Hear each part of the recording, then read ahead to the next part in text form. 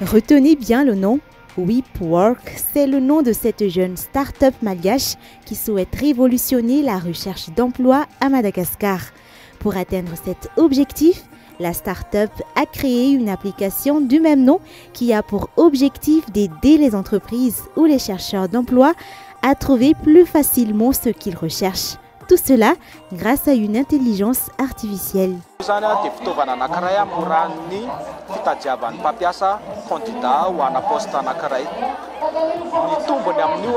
Intelligence artificielle c'est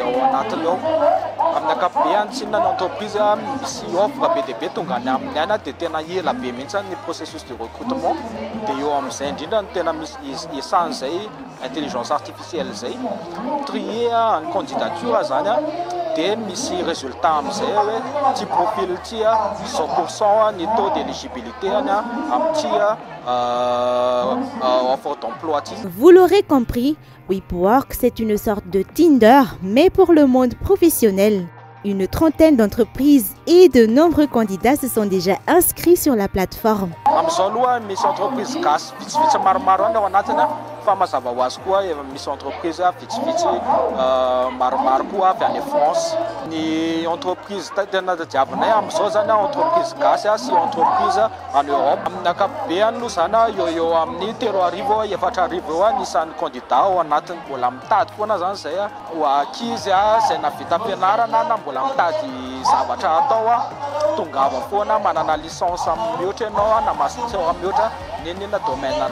télécharger une application mobile, application mobile, ça de mise Android, iOS,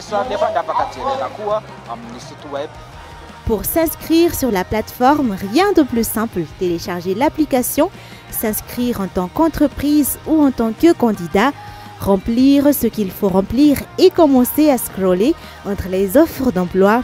Pour l'instant, l'inscription sur l'application est gratuite. La start-up est encore jeune, mais souhaite se faire une place rapidement et devenir un véritable hub dans la mise en relation entre entreprises et demandeurs d'emploi dans l'avenir.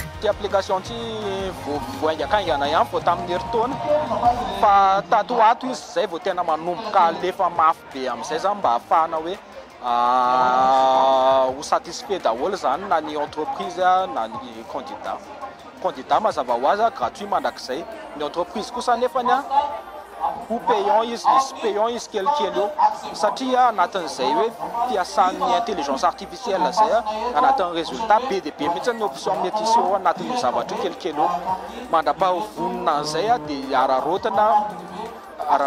entreprise